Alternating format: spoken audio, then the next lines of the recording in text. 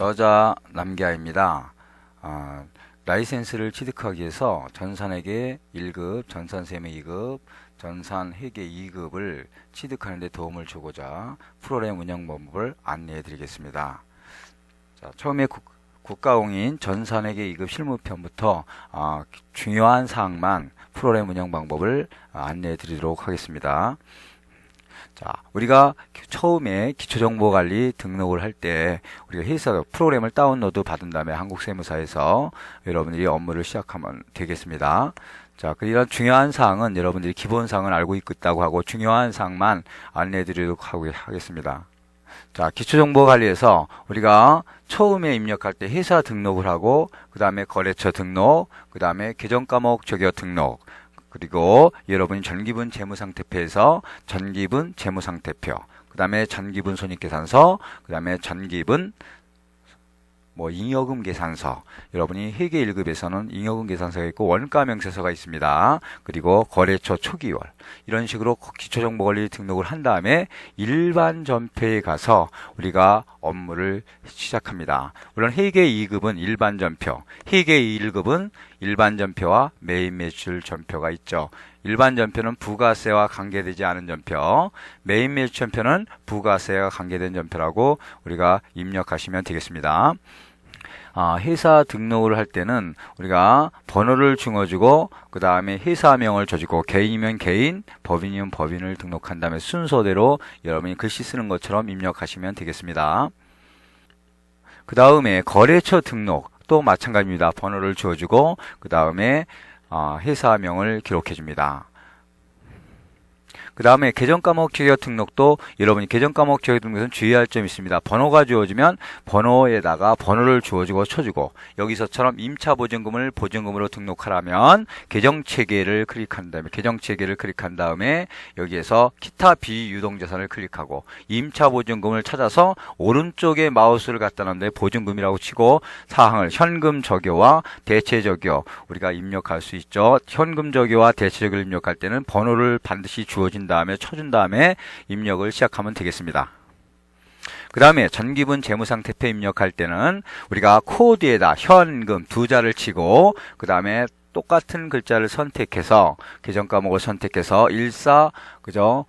847440을 입력하고, 그리고 숫자를 입력할 때 반드시 주의할 점, 우리가 알아두셔야 할 주의할 점은 03개가 나오는 것은 플러스 키를 치면 자동으로 여러분이 생성된다는 것입니다.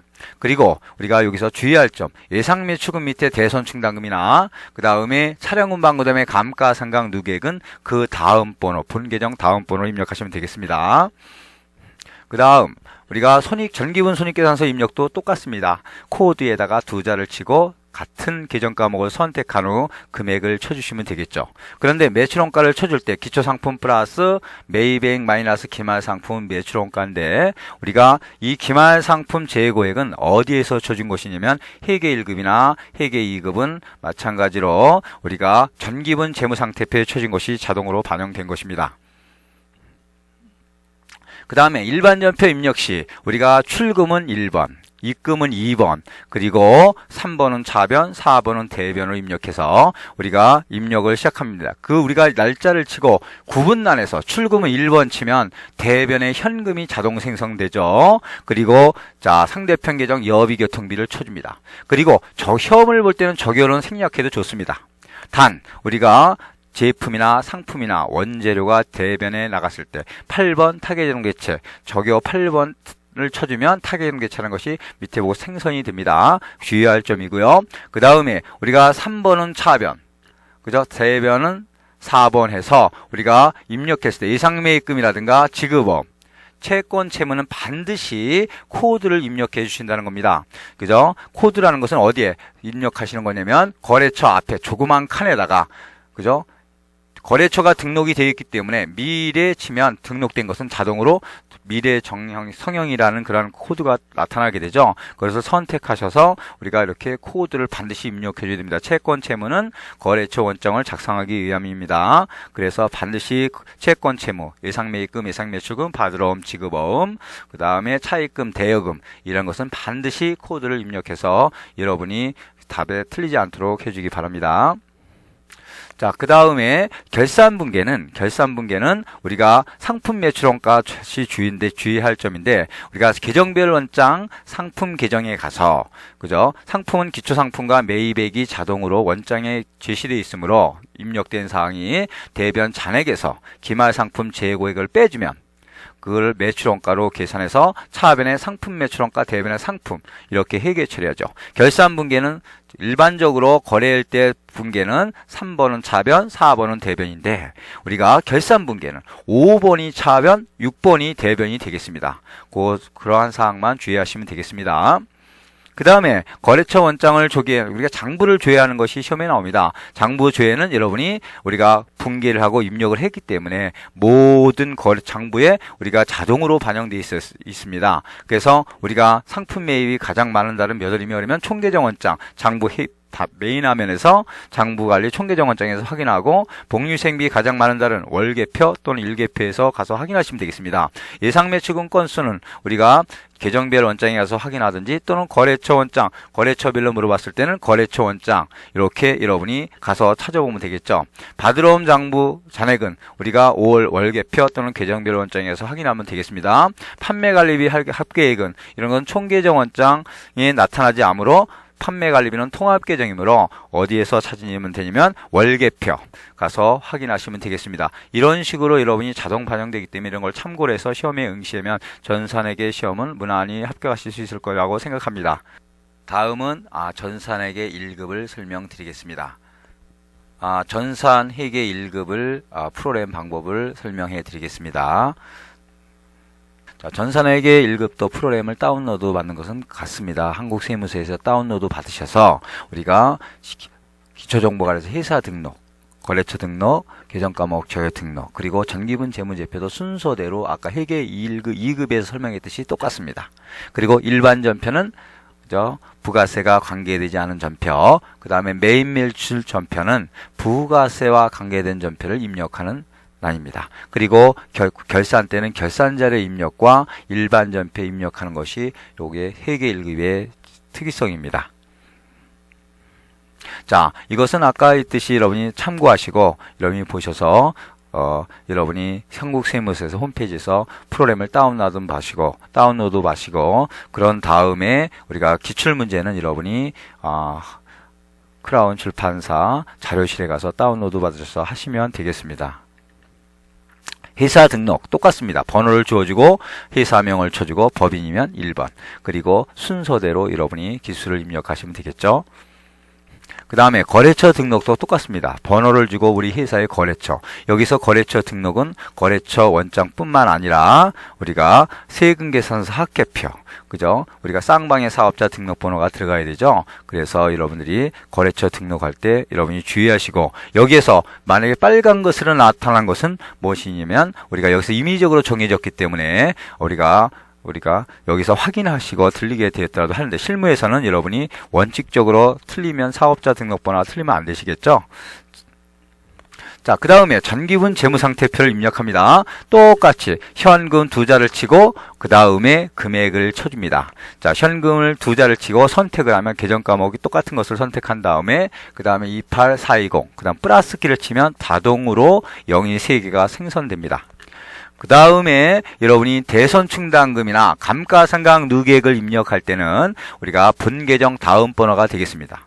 왜냐면 평가성 충당금, 평가 계정이기 때문에 그렇습니다. 그래서 예상매출금이 108번이면 109번. 또 하나 주의할 점은 퇴직급여 충당부채를 입력하실 때 여러분이 아실 게 있는데, 우리가 제조부와 그 다음에 판관부를 나누어서 입력해서 부채란에 조심해야 할 것입니다.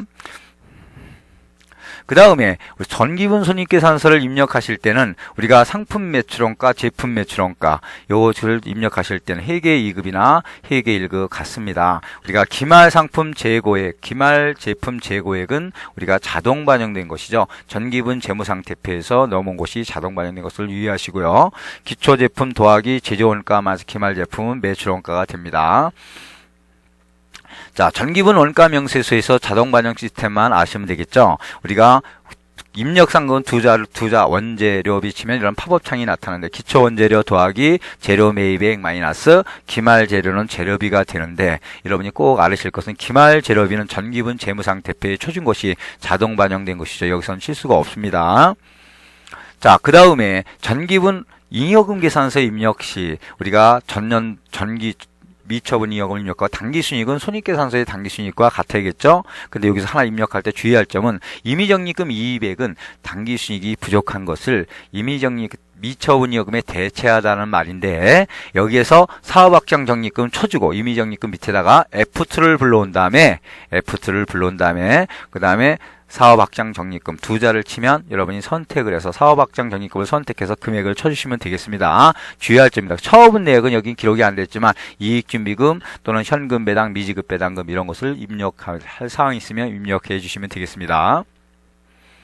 그 다음에 우리가 거래처 초기월은 우리가 거래 초기월 전기분 재무상태표를 클릭하신 다음에 거래처 초기월을 클릭하시고 다시 여러분이 불러오기를 하면 이렇게 전기분 재무상태표에 입력된 사항이 자동으로 생성됩니다. 그런 다음에 예상매출금에 가서 우리가 오른쪽에 탭키로 이동한 다음에 오른쪽으로 F2키를 누르면 거래처명이 생성됩니다.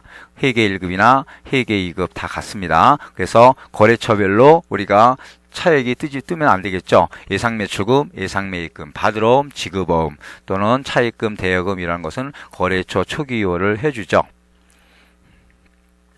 계정과목 초기월 등록도 마찬가지입니다. 여러분이 번호가 나왔을 때는 번호를 쳐줘서 그러면 번호에 의치하게 되고 그렇지 번호가 나오지 않았을 때는 여기서 임차보증금을 보증금으로 등록한다면 여기서도 마찬가지로 우리가 계정 체계를 한 다음에 기타 비유동자산을 클릭하고 임차보증금란에 의치해서 오른쪽에 보증금이라고 쳐주고 성격란에서 여러분이 일반 또는 차감 이러한 주어진 것을 선택하고 현금 적요를 만약에 7번에 입력한다. 그러면 7번을 치고 2014년 1월서부터 12월 이러한 적요란을 등록할 수 있고 대체 적요도 번호를 쳐준 다음에 번호를 친 다음에 그 다음에 적요를 입력할 수 있다는 것입니다. 자, 그 다음에 자 여기 보면 일반 전표 입력에서 우리가 차변은 3번, 대변은 4번. 또 입금은 2번, 출금은 1번입니다. 그래서 분개를 해서 우리가 구분란이 굉장히 중요하죠. 구분란을 선택을 하고 그 다음에 3번은 당좌예금 친 다음에 은행명을 쳐주고 국민은행 거래처 등록을 한 것이 자동으로 들어오겠죠. 24 플러스 시험을 볼 때는 물론 적요는 생략해도 좋습니다. 그리고 3번은 차변, 4번은 대변 예상매출금 해주고 대성 두자 코드에다 쳐주고 그러면 대성 정밀이 엔터 치면 생성이 되죠. 그건 대성 정밀을 선택하고 금액을 2,400만원 쳐줍니다. 시험을 볼 때는 입금 출금을 무시하고 3번, 4번, 차변은 3번, 대변은 4번으로 입력하셔도 관계없습니다. 입출금을 무시해도 되지만 채권 채무는 반드시 코드를 걸어주고 적요는 반드시 생략해도 된다고 하는데 여기에서 여러분이 생략하지 않을 것은 타계정 대체 우리가 상품, 제품, 원재료를 판매하지 않고 대변에 소멸됐을 때는 반드시 타계정 대체 8번, 적요에다 8번을 쳐줘야 된다는 것을 잊지 마세요. 그 다음 우리가 전표 입력에서 매입 매출 전표로 부가세는 매입 매출 전표로 가서 입력하시면 되겠습니다. 여기에 보면 유형을 보면 우리가 매출과세는 전자세금계산서나 세금계산서를 발행한 것을 우리가 매출과세라고 하고 매입과세는 매입 밑에 매입과세는 매입세금계산서 전자세금계산서나 종이세금계산서를 말합니다. 그리고 영세율은 수출하거나 수출할 때 영세율 세금계산서를 발행했을 때 면세는 계산서 매출시 그 다음 현금 과세는 현금 영수증 매출했을 때 22번을 유형에다 선택하시면 되겠고요. 카드 과세는 우리가 카드로 매출했을 때 우리가 카드 과세로 들어가면 되겠습니다. 그런데 부가세가 과세되는 경우이겠죠. 만약에 부가세가 과세되지 않은 면세 물품일 때는 카드 면세, 현금 면세 이렇게 유형을 선택하시면 되겠습니다. 그리고 건별은 무증빙일 때 증빙이 없이 매출하는 것은 건별로 해서 공급 대가로 쳐주면 되겠습니다. 자, 그래서 여러분이 유형이 굉장히 중요합니다. 그리고 유형을 선택하고 수량과 단가가 있으면 쳐주고 공급가액 그 다음에 부가세는 자동으로 생성, 코드의 대성 두자 치면 여러분이 거래처가 생성되고, 그 다음에 전자세금에서 1번, 종이세금계산서, 수기세금계산서는 0번 해서 분계 3번 혼합을 쳐주고, 우리가 밑에다가 분계란에다가 분계를 혼합이라고 쳐주면 밑에 분계란이 생성이 되는데요. 자, 이렇게 분계란이 생성이 됩니다. 그래서 여러분이 제품 매출하면 제품 매출, 부가세 수금이 여러분이 대변에 자동으로 뜨면 글씨가 틀린 것은 수정해주고, 맞게 해주고, 그 다음에 현금, 받으러 온 예상매출금 3번 쳐주고, 여러분이 3번에 분계를 처리하시면 되겠습니다. 그리고 여기에서 우리가 중간에 이렇게 순서대로 메인 매출표를 입력할 때 중간에 이렇게 불공사유나 영세율 대상자, 카드 매출은 이렇게 중간에 반드시 사항을 입력해 줘야 되겠죠. 여러분이 회계 1급에서는 영세율은, 그죠? 영세율은 우리가 직접 수출과 그 다음에 영세율 세금 계산서를 발행한 두 가지만 입력하면 되고, 접대비에 관련된 매입세액 또는 소형승용차 구입비, 유지비, 수리비 이런 것은 불공이므로, 우리가 불공은 분계할 때는 합쳐서 분계된다는 것이죠. 불공사유를 반드시 입력해주고, 그죠? 이거 우리 거래처를 등록할 때는 우리가 새로 등록할 때도 있는데, 거래처를 등록할 때는 플러스 키를 치고 반포 상사 다 쳐주죠. 그래서 여러분이 이러한 사항을 하나도 놓치지 않고 여러분이 입력했을 때 답안이 정답으로 처리됩니다. 그 다음에 거래처를 새로 등록할 때 아까도 설명했듯이 코드에다가 두자를 치는 게 아니라 새로 등록하는 것은 플러스 키를 치고, 그리고 여기에다가 삼성자동차면 팝업창이 나타나는데 팝업창에서 우리가 코드, 시험에 주어진 코드 번호를 입력하게 됩니다. 그리고 수정키를 눌러주고, 그리고 밑에다가 우리가 사업자 등록번호 이런 거 순서대로 입력한 다음에 혼합 분계를 실시하면 되겠습니다. 자, 이렇게 분계를 하면, 우리가 분계를 하는데 우리가 가장 중요한 건별이라든가 현금과세, 그 다음에 이런 것들은 주의할 성이 있습니다. 공급대가로 우리가 쳐주면 공급가액과 부가세가 나눠지죠. 공급대가라는 것은 70만원과 7만원 합쳐서 77만원이 되겠죠. 77만원이 공급대가가 되겠습니다. 77만원을 쳐주면 70만원, 7만원 자동 분리되겠죠. 그죠? 분계 입력 방법은 똑같습니다. 그죠? 현금은 1번, 그죠? 외상은 2번. 외상이라고 선택했을 때는 자동 분계가 되죠. 예를 들어서 제품 매출, 부가세 수금 대변에 기록되고 차변에 예상 매출금, 이러한 제품이나 상품이나 원재료는 외상이라고 선택을 하면 자동 분계 시스템이 되고, 글씨가 틀렸을 때는 수정만 해주시면 되겠습니다. 자, 그 다음에 우리가 고정산 등록은 감가상각을 등록하는 화면입니다. 우리가 감가상각을 할 때는 반드시 우리가 건물이나 무형자산은 정액법이라고 뜹니다.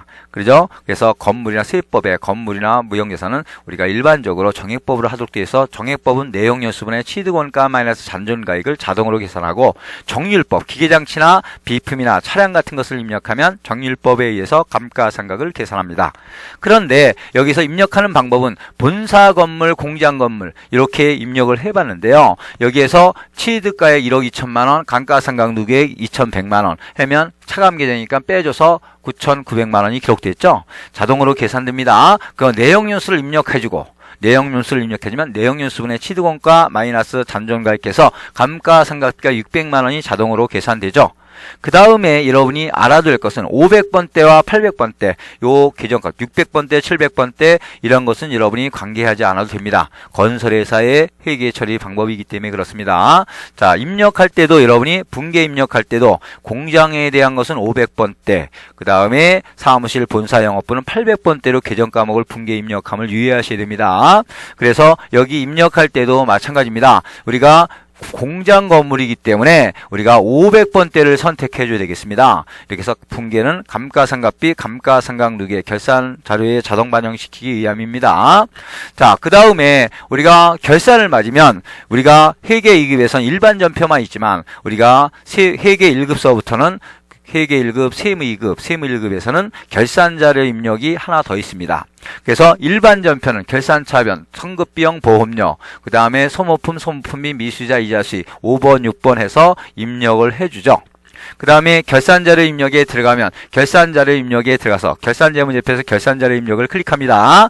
1월서부터 12월로 입력을 하게 되죠. 그래서 여러분이 상대태 이상 압축해서 말씀드리겠습니다. 상은 감가상각, 대는 대손상각, 태는 퇴직급여, 이상은 재고자산을 말합니다. 재고자산은 기말원재료, 기말제품, 기말상품, 기말제공품을 입력하시면 우리가 자동으로 분계되죠. 감가상각을 입력할 때는 주의할 사항이 있습니다. 감가상각은 우리가 경비란에 감가상각을 입력할 때는 공장, 제조부일 때, 그리고 사무실 본사영업부는 판매관리비 밑에다가 결산자료 입력을 보면 경비란에, 그죠? 경비란에 우리가 경비란에 뭐가 있냐면 감가상각비가 있습니다. 그래서 거기다 기록해서 쳐주면 됩니다. 그리고 본사 사무실 영업부는 판매관리비란에 감가상각비란에 가서 쳐주고, 대손상각 같은 것은 우리가 위에 클릭해서, 그죠? 클릭해서 외상매출금 곱하기 1% 마이너스 대손충당금 잔액하면 자동으로 생산되기 때문에 밑에 여기에 보면 여러분이 결산 반영을 클릭하시면 되겠죠.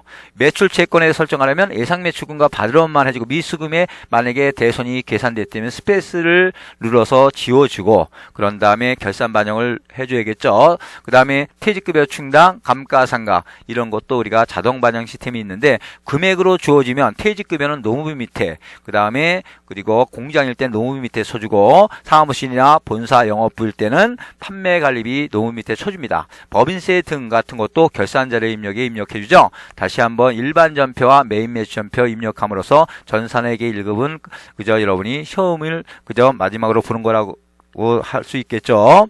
자, 그런 다음에 우리가 장부를 조회해야 하는데, 장부를 할 때 부가세 조회 문제, 일개표, 을개표, 거래처별 조회 문제, 이러한 문제들이 시험에 자주 나오는데, 우리가 여기서 조회할 때 우리가 부가세는 부가가치세를 클릭하고, 그죠? 그럼 부가세 신고서가 나오겠죠. 그리고 우리가 그죠? 장부 관리에서 거래처 원장, 예상매출금에 대한 거래처별로 물어볼 때는 거래처 원장을 클릭하고, 월별로 판매관리비나 그저 복리후생비 이런 것을 물을 때는 월별로 월계표를 클릭하시고, 그죠? 그 다음에 부가세에 대한 것을 현금영수증 또는 여러분이 신용카드는 어디에서 기타 공제 매입세액에서 우리가 신고서에 가서 확인할 수가 있죠. 이런 것을 장부를 자꾸만 총계정원장, 이러한 장부들을 현금 출납장 이런 것을 들어가서 확인하셔서 여러분이 답을 도출하는데 지장이 없도록 해주시기 바랍니다.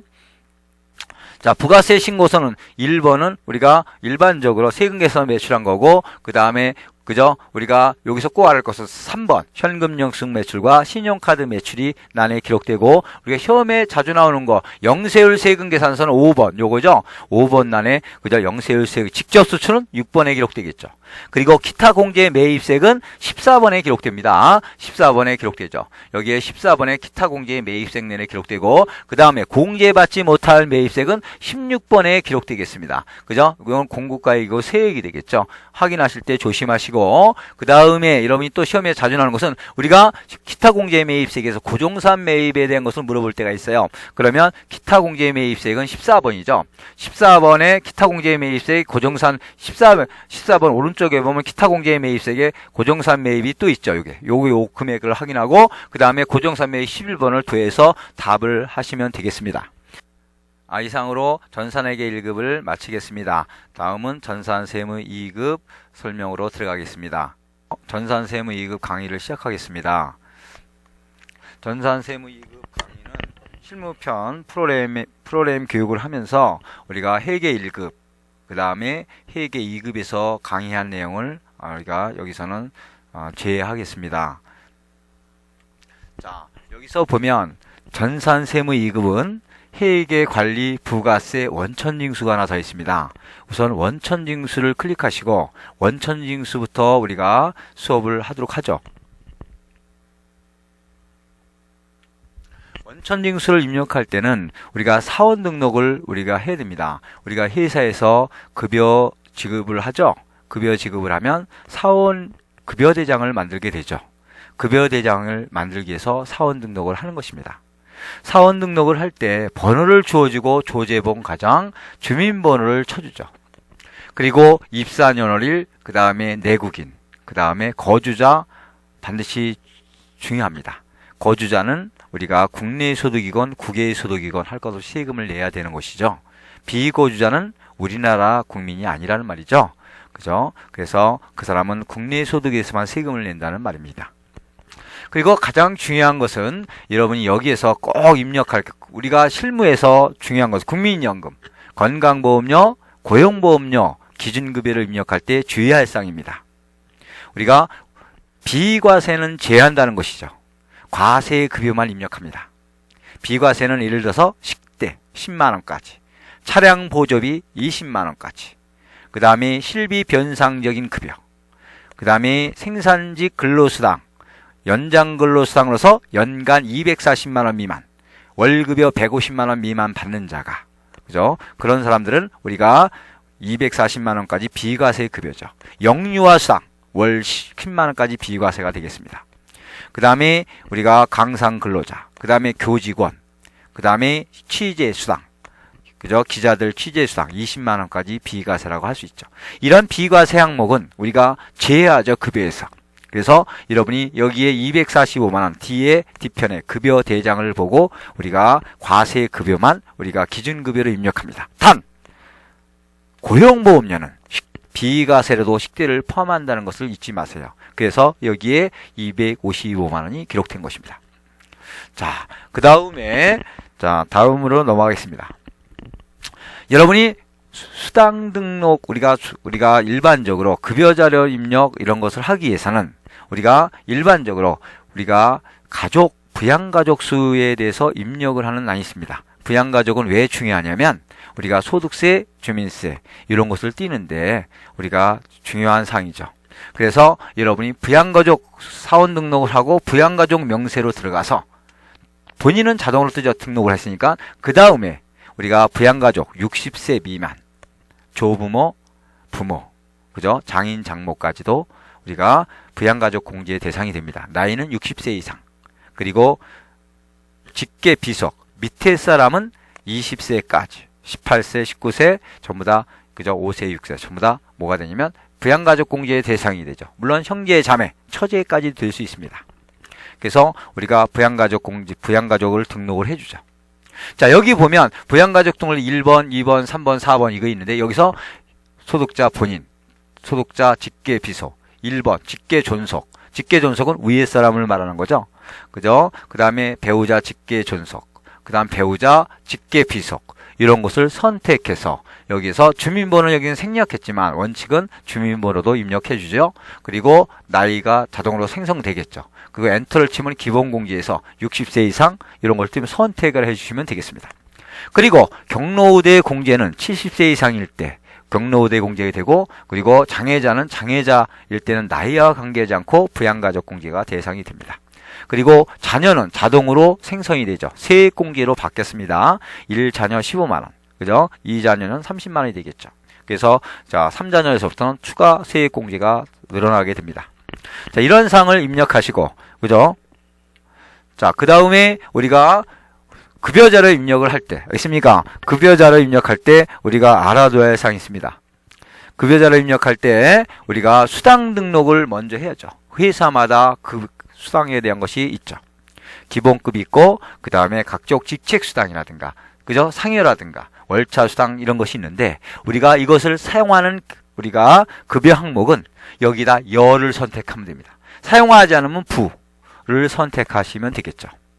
자, 그리고 만약에 우리 회사에서 이 급여 대장에 있는 항목이 없다면, 이 기본 항목이 없다면 쭉 내려서 우리가 비과세 항목, 영유아 수당을 입력한다면 비과세, 영유아 수당 쳐주고, 그리고 F2를 눌러줘서 유형을 영유아 수당을 선택하신 다음에, 그죠? 우리가 입력하실 수 있죠. 새로 우리가 급여 사항을 등록할 수 있고, 그 다음에 우리가 공제 등록, 가불금을 예를 들었는데요. 가불금을 쳐주고, 우리가 F2를 불러와서 대출이라고 입력하신 다음에 우리가 공제 등록 항목도 등록할 수 있다는 것이죠.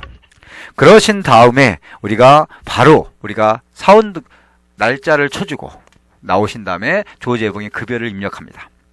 기본급 200만원, 직제수당 10만원, 식대 15만원, 그 다음에 자가운전보조금 20만원, 그 다음에 야간근로수당 30만원 이렇게 기록되는데, 아까 기준급여, 국민연금, 건강보험료 입력한 사항은 여기에서 여러분이 급여자료 입력한 사항에서 210만원과 그 다음에 과세급여, 식대는 10만원까지 우리가 비과세급여에서 5만원을 더하고 그 다음에 야간근로수당 과세급여가 되겠죠. 그래서 245만원이 과세급여로서 여러분이 기준급여에다 국민연금을 띄기 때문에 245만원을 입력한 것이라고 생각하시면 되겠습니다.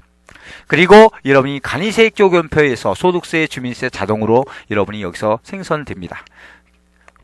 우리가 그래서 국민연금, 건강보험료 이런 것을 요일에 따라서 국민연금 예를 들면 4.5%죠. 과세급여에 한번 245원에 4.5%면 아마 11만 250원이 나올 것입니다. 자동 계산되니까 여러분이 너무 염려하시지 않아도 될 것입니다. 이렇게 급여를 지급하면 다음 달 10일 날 원천징수 이행사항 신고서를 우리가 제출하게 되죠. 그래서 다음 달 10일 날 우리가 원천징수 이행사항 신고를 클릭하면 급여자료 입력해서 원천징수 이행사항을 클릭하면 자동으로 생성되는데 1호를 치고 엔터 치고 예 아니오 중에서 아니오를 클릭하면 우리가 2명의 급여를 입력했기 때문에 금요에 과세급여가 입력해 소득세가 뜨죠. 지방소득세는 지방세이기 때문에 우리가 이건 원천징수 이행사항 신고서는 다음 달 10일 날 어떠한 사람들에게 되면 국세인 소득세에 대해서만 신고하는 거기 때문에 지방소득세는 여기에 입력이 안 된다는 것이죠. 그리고 우리가 연말정산을 해서 전월미환급세액이 있을 때는 전월미환급세액을 클릭하셔서 밑에다가 전월미환급세액을 쳐주시면 자동으로 우리가 납부할 세금과 미환급세액을 빼서 우리가 산출이 된다는 것입니다. 자, 그 다음에 우리가 연말정산 추가자료 입력할 때 연말정산을 하죠. 급여를 받으면 1년에 한 번씩 연말정산을 해서 우리가 하는데 연말정산을 할 때는 우리가 부양가족 명세를 들어가서 조재봉 본인 거를 우리가 예를 들어서 보험료는 물론 100만원에 세액공제 12%가 바뀌었습니다. 그렇지만 국세청 자료 그저 기타 자료를 구분해서 입력하시면 되겠습니다. 그리고 조재봉이 본인의 의료비라든가 이런 것은 전액이기 때문에 전액을 선택해서 구분해서 우리가 반드시 입력을 해줘야 될 것이고요. 그 다음에 교육비 본인은 전액이 되겠죠. 그 다음에 신용카드 공제, 현금영수증, 전통시장, 대중교통 이러한 것을 신용카드로 사용했을 때 또는 현금영수증으로 사용할 때 입력하시면 되겠죠. 그 다음에 기부금 공제, 기부금이 본인이 낸 것은 되죠. 그리고 가족들이 소득이 없을 때 가족들이 낸 거, 부양가족이 된 것은 됩니다. 직계 존비 소개돼서만 되겠죠. 형제자매는 부양가족 공제 대상이 되더라도 우리가 공제될 수 없다는 것입니다. 자, 그리고 사원별로 조봉수, 박신현 이렇게 선택을 해서 각각 우리가 공제 대상을 입력해 주시면 되겠습니다. 자, 그런 다음에 연말정산 입력에 가서 우리가 어디를 클릭하냐면 자, 블록이 옆에 세모를 클릭해서 우리가 각종 공제 항목을 반영시키시면 연말정산이 완성됩니다. 자, 연말정산은 시험에 꼭 나오는 문제라고 하죠. 사원 등록, 급여자료 입력. 우리가 회사를 근무하게 되면 우리가 다음 달 10일 원천징수 이행상식을 꼭 세무서에 제출하기 때문에 그저 우리가 부가세 업무와 우리가 소득세 업무는 필히 숙지해야 할 업무라고 할 수 있습니다.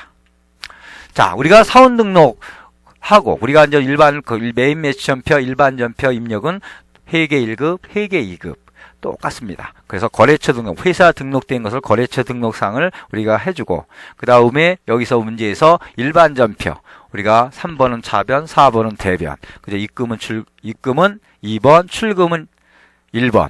이렇게 해서 입력을 해서 분개하는 입력창이죠.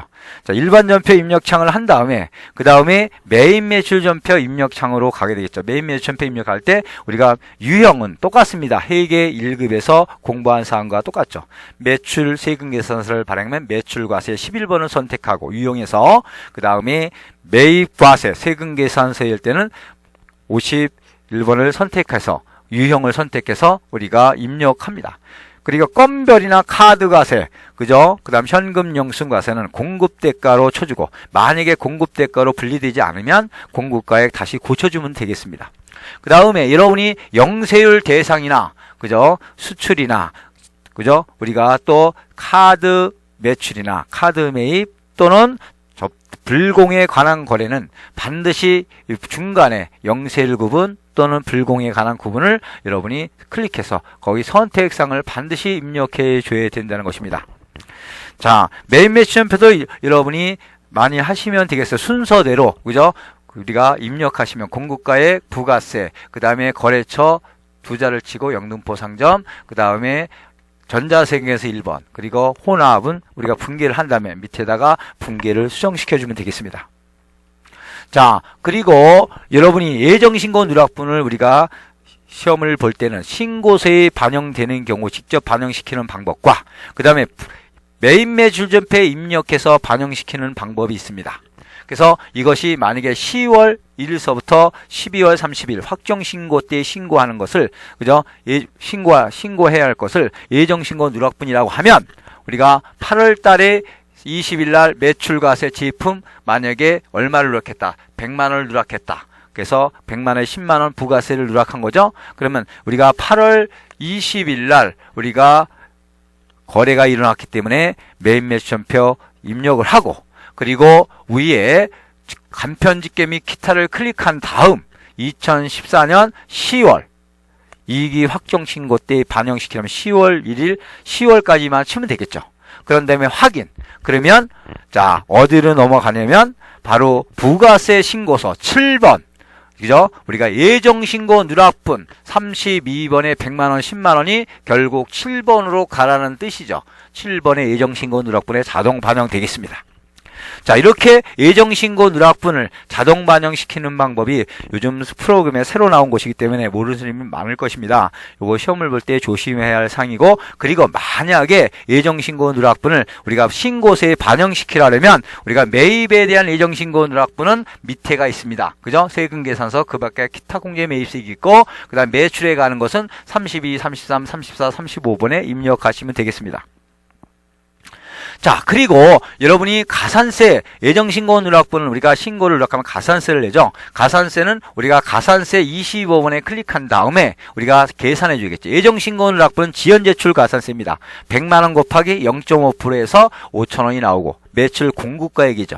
그 다음에 신고불성실은 매출세액 마이너스 매입세액에서 매입세액이 50만원 예정신고 누락분이 있기 때문에, 그죠? 자, 그래서 자 100만원에 10%니까 10만원, 50만원에 10%니까 5만원 해서 5만원을 빼서 5만원이 매출세액 마이너스 매입세액 5만원 곱하기 10% 곱하기 50% 감면해서 2,500원입니다. 50% 감면은 정부에서 추계결정 전 우리가 세금을 내가 알아서 내면 50% 감면을 해준다는 말이죠. 그리고 납부불성실가산세 매출세액 10만원 마이너스 매입세액 5만원 해서, 그죠? 만분의 3 곱하기 일수는 92일이 되겠죠. 해서 얼마가 되냐면 1,350원이 나와서 가산세가 8,650원이 산출됩니다. 우리가 세 가지가 세트죠. 세금계산서를 누락하면 매출 세금계산서 누락분, 신고불성실, 납부불성실, 지금 설명한 것을 잘 숙지하시고 가산세는 시험에 자주 출제되니까 알아두셔야 할 사항입니다.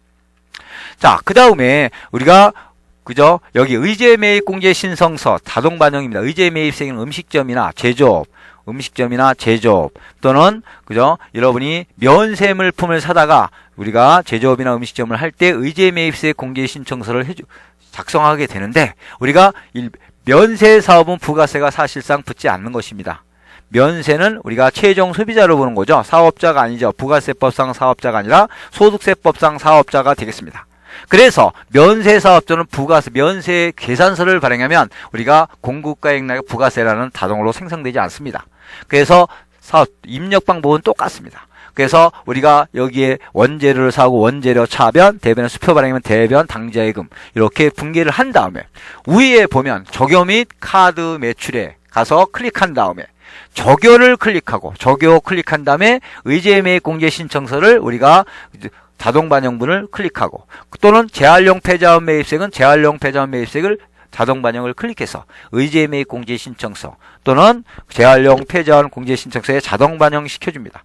그래서 의제매입 공제 신청서를 부가세 신고해서 클릭한 다음에 불러오기 하면 자동으로 우리가 의제매입세 204만원에 102분의 2, 제조업은 102분의 2, 중소기업은 104분의 4, 그리고 음식점은 개인은 108분의 8. 알겠습니까? 이렇게 의제매입세액이 공제율이 자동으로 뜨죠. 204만원에 100분의 4만원이 자동으로 자동으로 뜨는데 요것을 회계 처리해서 일반 전폐에 입력을 합니다. 그래서 차변에 부가세 대급금 4만원, 대변에 원재료 4만원. 원재료는 그저 타겟형 대체 8번으로 입력하시면 되겠습니다.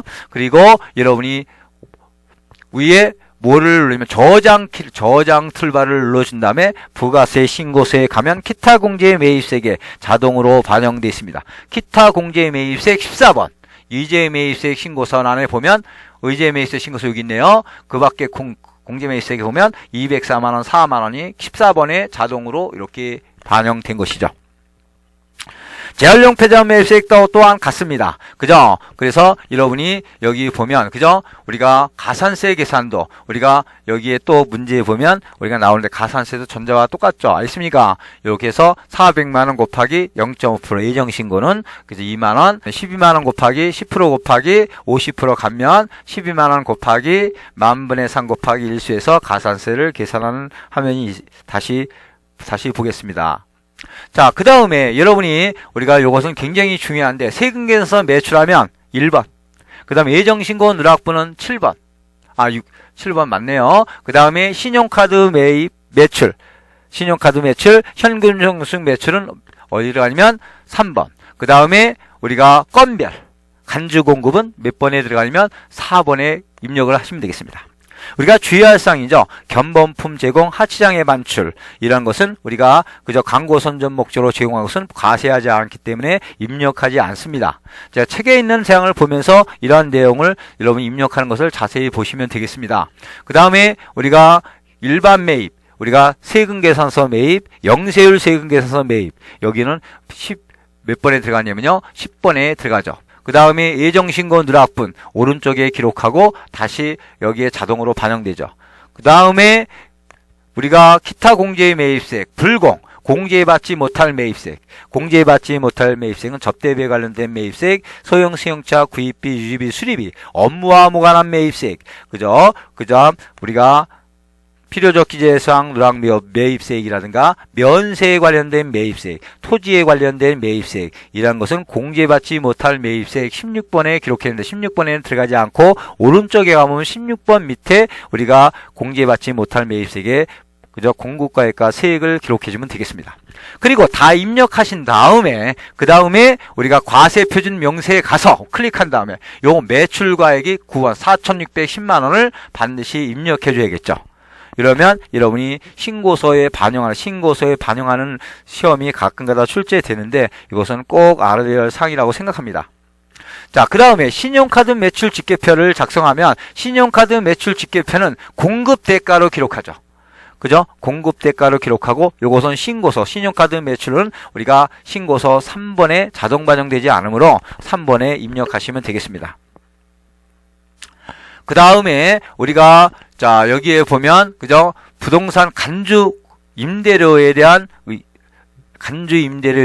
우리가 명세서를 작성함에 있어서 간주 임대료라는 것은 우리가 어떤 것이냐면 임대사업은 임대보증금에 대해서 임대보증금에다 부가세를 매기겠다는 말입니다. 그래서 임대보증금을 은행에 맡기면 이자가 생기죠. 그죠? 이자는 현재 여기에 업그레이드돼서 우리가 적용 이자율이 자동으로 계산되는데 쉽게 말하면 원금 곱하기 1 곱하기 기간 이자라는 말이죠. 어렵게 간주 임대료라니까 어려운 것 같은데 보증금 이자를 말하는 겁니다. 같은 말이 되겠죠. 그래서 임대보증금을 우리가 이렇게 순서대로 우리가 어디 상호 이런 것도 그 다음에 임대 기간을 입력하고 그 다음에 보증금 500만원 입력해 줬습니다. 500만원에 우리가 적용 이자율이 여기는 3.7%라고 가정한 거죠. 3.7% 곱하기 500만원 곱하기 3.7% 곱하기 365분의 1수에서 간주임대료가 46,630원이 나왔죠. 이것은 신고서 4번에 반영되겠습니다.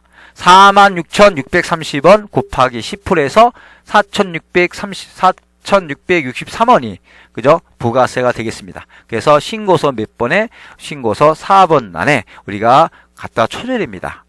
그러나 그죠? 이것은 자동 반영이 안 됩니다. 다른 것은 모두 자동 반영되나? 그래서 회계 처리는 차변의 세금과 공과 4,664만, 대변의 부가세의 수급 4,664만, 일반 전폐 회계 처리해서 완성시키면 되시겠습니다.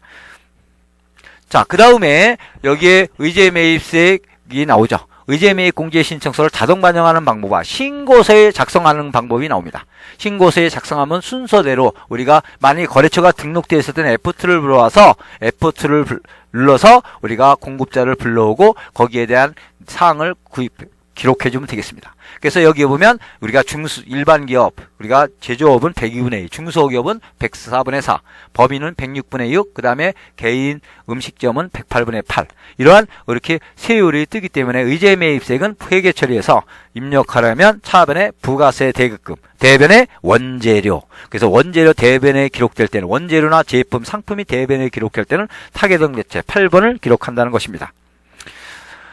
자, 그 다음에 여기에 보면 우리가 대손세액공제 신청서 있죠. 대전세액공제 신청서, 의제매입공제 신청서, 재활용 폐자원 매입공제 신청서를 입력하면 부가세 신고서에 자동으로 반영된다는 것을 여러분이 아시고, 자동 반영되지 않는 것은 신용카드 매출 직계표, 그 다음에 우리가 아까 간주임대료, 요것은 자동 반영 시스템이 안 되어 있습니다. 그래서 여러분이 신고서에 갖다 써줘야 되겠죠. 자, 대손이 되면 우리가 부가세, 예상 매출금이 예를 들어서 550만 원이다. 부가세가 50만 원인데 소비자가 부담하는 것을 사업자가 대신 예상으로 매출하고 부담했다면, 그것을 예상 매출금을 띄어먹었다면 국가에서 다시 받을 수 있다는 것이죠. 그래서 대손세의 가감은 예상 매출금을 띄어먹었을 때 우리가 감해주고 빼주고 부가세 신고서, 그죠? 9번란에 대손 가감란에 자동 반영됩니다. 마이너스가 되겠고, 그 다음에 띄어먹힌 것을 다시 받으면 어떻게 되면 플러스가 되겠죠. 자, 그래서 대손세 가감이라는 것은 반드시 대손의 요건, 필요 충분 조건을 갖춰야 되는데 세법상 이러한 조건입니다. 파산, 강제 집행, 사망 실종, 그 다음에 정리 계획이라는 것은 법정 화의라는 말입니다. 그냥 부도 중일 때 국가에서 관리 중이라는 말이고, 수표나오험은 부도 6개월 경과, 그 다음에 소멸시효 완성, 일반 채권은 5년, 상행이 일어난 채권은 3년, 이러한 소멸시효 완성, 그리고 금액이 적을 때는 20만원 미만일 때는 우리가 6개월 미만에도 바로 뭐냐면 소멸시효로 돼서 대손으로 인정해주죠. 이런 대손으로 인정되는 것만 여기에다가 입력하시면 되겠습니다. 그러면 부가세 신고서에 자동 반영되겠죠. 저장을 반드시 위에 저장 툴바를 눌러줘야 되겠습니다. 자, 그 다음에 여기에 보면 재활용 폐자원 매입세도 마찬가지죠. 우리가 일반적으로 고무를 사다가 고무를 부가세 내고 사오는 사람 없겠죠.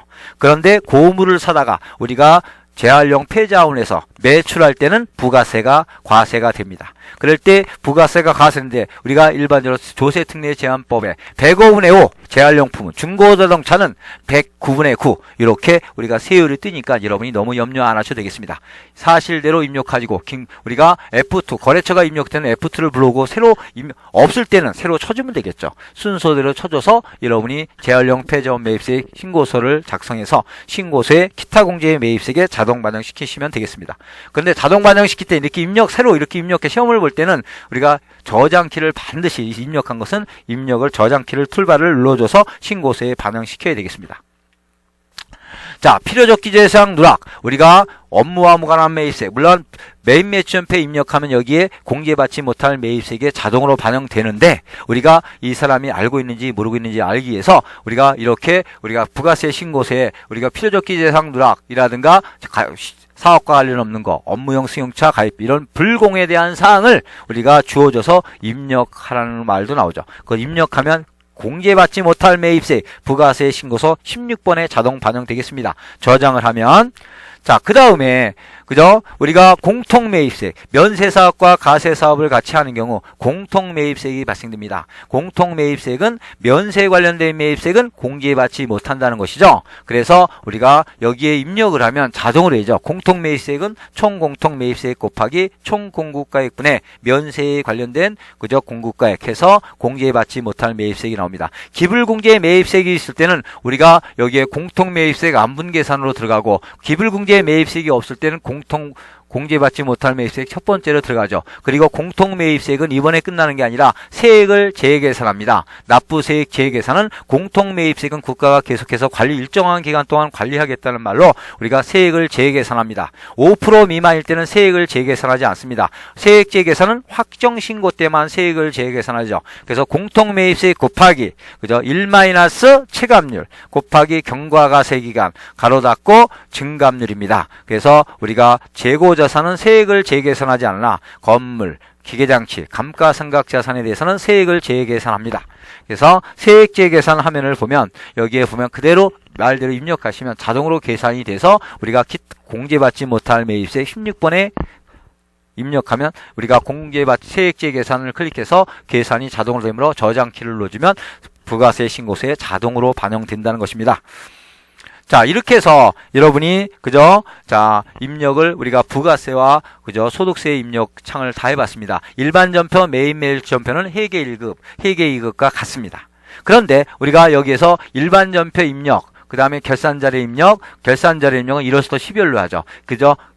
결산도 회계 1급과 동일합니다. 그 다음에 전파를 추가를 클릭하고 그 다음에 재조원가 명세서, 손익계산서, 잉여금 처분계산서 이렇게 12월로 불러온 다음에 전표를 추가 클릭하고 그리고 당기순이익 일반 전표에 자동분계 하는 것은 전표를 추가함으로써 자동 분계되겠죠. 그리고 마지막으로 재무상태표를 불러오면 차액이 뜨지 않으면 되겠습니다.